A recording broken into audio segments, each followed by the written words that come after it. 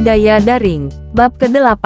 Apa-apaan? Pemain Yuan ini jelas sudah berada di akhir permainan sementara kita semua masih memetik herbal hanya untuk mendapatkan uang yang hampir tidak cukup untuk senjata biasa. Permainannya bahkan belum keluar selama seminggu dan dia sudah mendapatkan hal-hal yang mungkin akan memakan waktu berbulan-bulan, bahkan bertahun-tahun. Bisakah dia dianggap sebagai pemain pada saat ini lagi? Dia berada di depan seluruh basis pemain, dan bukan dengan selisih yang kecil. Kalau terus begini, tidak bisakah dia berpotensi memerintah semua orang di beberapa titik? Bajingan ini pasti curang. Tidak mungkin dia bisa mendapatkan semua ini dengan begitu. Bahkan pemain terbaik saat ini tidak ada di dekatnya. Dan saya menolak untuk percaya bahwa beberapa orang tanpa nama mungkin bisa berada jauh di depan orang lain tanpa curang. Betul sekali, dia jelas curang. Di mana para admin? Bagaimana dengan pembuat game? Dia harus dihukum. Dia memiliki bola yang keras seperti baja atau dia benar-benar gila untuk menipu secara terbuka. Apakah dia pikir itu tidak akan menimbulkan sedikit pun kecurigaan?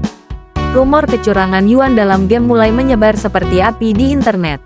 Curang saat ini, terutama di game populer, dihukum lebih berat daripada masa lalu di mana kecurangan hanya akan disukai tetapi tidak ada yang benar-benar mencoba sesuatu yang besar untuk menghentikannya. Apalagi jika ketahuan selingkuh, maka kemungkinan besar mendapatkan denda yang lebih mahal dari sewa rumah 10 tahun. Bahkan banyak kasus penipu yang dijebloskan ke penjara hingga 4 tahun. Dengan begitu banyak risiko yang terlibat, hanya mereka yang kaya dan benar-benar tidak peduli yang mau menipu. Namun, bahkan tipe orang seperti ini tidak akan menipu secara terbuka. Jadi dalam kasus Yuan, orang hanya bisa berasumsi bahwa dia benar-benar gila untuk menjadi begitu jelas di game paling populer saat ini di dunia. Kecurangan. Ya, bagaimana menurutmu? Teratai putih. Apakah Anda juga percaya Yuan ini penipu?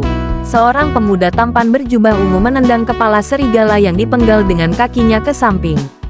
Dalam genggamannya ada pedang baja dengan pegangan hitam, dan ular petir biru akan melilit pedang itu sesering mungkin yang meneteskan darah segar. Di sampingnya berdiri dua orang lainnya, keduanya wanita cantik. Wanita muda cantik dengan fitur elegan di sisinya diam-diam menatap pengumuman di langit. Apakah dia selingkuh atau tidak? Itu bukan urusanku, katanya sesaat kemudian. Tatapannya beralih dari pengumuman ke kucing hitam besar di sampingnya. Tapi aku tertarik dengan seperti apa seorang pelayan tingkat ilahi. Kucing hitam ekor 2 miliknya adalah monster normal tanpa tingkatan, tetapi memiliki kelincahan yang hebat dan serangan yang kuat.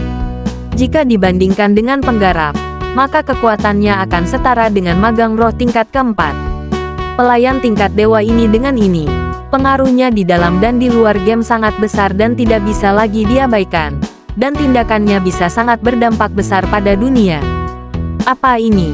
Apakah Kaisar Petir, peringkat ketiga dalam peringkat warisan, merasakan tekanan dari tanpa nama? Wanita cantik lainnya tertawa menawan. Apakah kamu tidak merasakan apa-apa tentang situasi kita, Ratu Api? Kaisar Petir menatapnya dengan ekspresi serius. Ini bukan masalah bercanda, lupakan aku. Seluruh peringkat warisan mungkin kacau karena Yuan ini.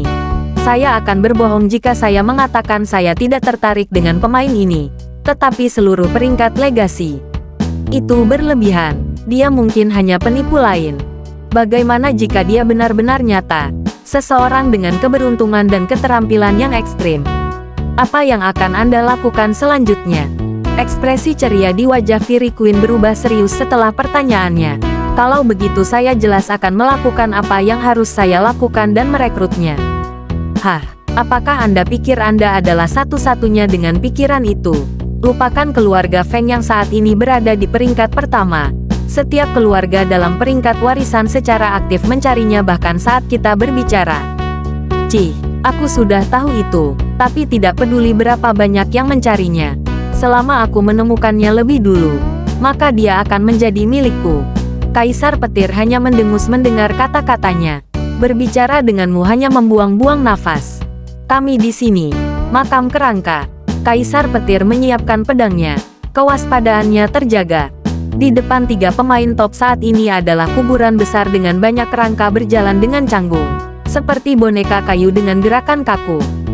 Ayo cepat selesaikan ini. Saya merasa sakit hanya dari kehadiran Anda, kata Ratu Api. Kamu rela mengikuti kami, hanya karena kita kebetulan telah menerima kues yang sama. Cih, ayo pergi, mereka sudah memperhatikan kita.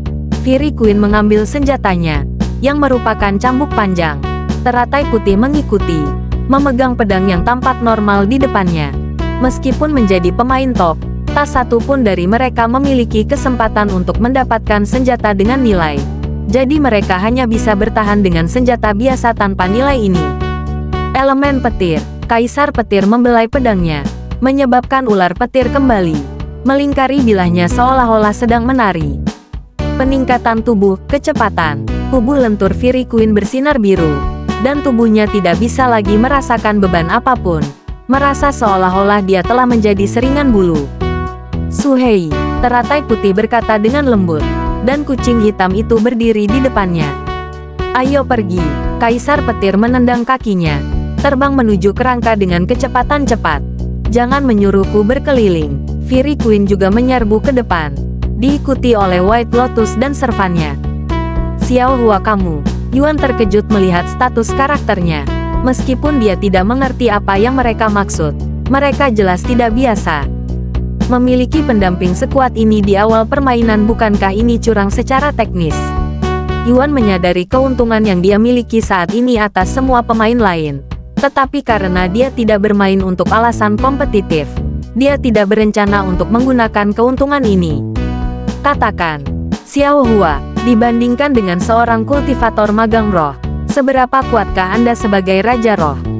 Dia memintanya agar dia bisa lebih memahami perbedaan di antara mereka. Xiao Hua menatapnya dengan aneh sejenak sebelum berkata, 1000-10.000. Saudara Yuan, mereka tidak dapat dibandingkan karena perbedaannya terlalu besar. Perbedaannya terlalu jauh. Bagaimana, gunung di sana Xiao Hua bisa membuatnya menghilang dengan satu serangan? Dia menunjuk ke gunung besar di Cakrawala dan berkata dengan santai, hilang dengan satu serangan. Mata Yuan melotot saat mendengar kata-katanya yang penuh percaya diri. Jika apa yang dia katakan itu benar, bukankah itu akan membuatnya menjadi bom berjalan dengan kekuatan penghancur yang setara dengan nuklir, yang bisa dipakai berkali-kali? Bagaimana mungkin dia bisa menjadi servant belaka? Bukankah keberadaannya dianggap sedikit tidak seimbang untuk sebuah game? Atau apakah semua kultivator sekuat ini setelah mereka mencapai tahap tertentu? Yuan mau tidak mau bertanya-tanya apa yang dipikirkan oleh pembuat game ketika mereka berpikir bahwa memberi gadis kecil seperti dia begitu banyak kekuatan akan menjadi ide yang bagus. Xiao Hua, jangan gunakan kekuatanmu sembarangan. Oke, saya tidak ingin melihat Anda secara tidak sengaja menghancurkan sebuah kota atau sebidang tanah. Dia tiba-tiba berbalik untuk melihat celah bumi. Matanya terbuka lebar. Xiao Hua, apakah kamu melakukan ini? Dia bertanya padanya setelah merasa bahwa bukan dua pembudidaya yang telah menciptakan kekacauan ini. Dia mengangguk dengan tenang. Sepertinya tidak terlalu memikirkannya. Yuan menghela nafas dengan keras. Bagaimana jika kamu secara tidak sengaja menabrak seseorang dengan itu? Xiao Hua, dengarkan. Jangan gunakan kekuatanmu kecuali aku memberimu izin. Oke. Petik 2. Dia menerima permintaannya dengan cukup mudah. Bagus. Yuan melihat celah bumi sekali lagi sebelum berbalik dengan senyum pahit di wajahnya. Ayo pergi. Xiao Hua, akan buruk jika seseorang melihat kita di sini sekarang. Dengan demikian, keduanya mulai berjalan lebih jauh dari TKP. Xiao Hua, apa yang akan kamu lakukan sekarang setelah kamu menjadi pelayanku?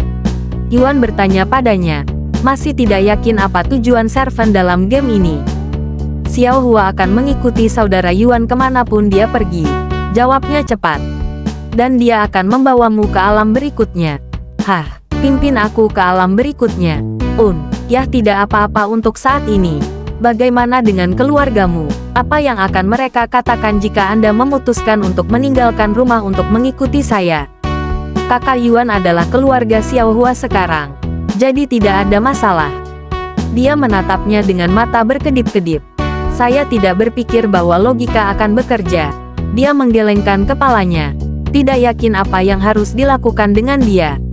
Mengambil seorang anak yang dia temui hanya beberapa hari yang lalu dari keluarganya akan menyebabkan banyak masalah jika ini adalah dunia nyata. Tetapi Yuan ingat bahwa dia berada dalam permainan dan dia hanya seorang NPC.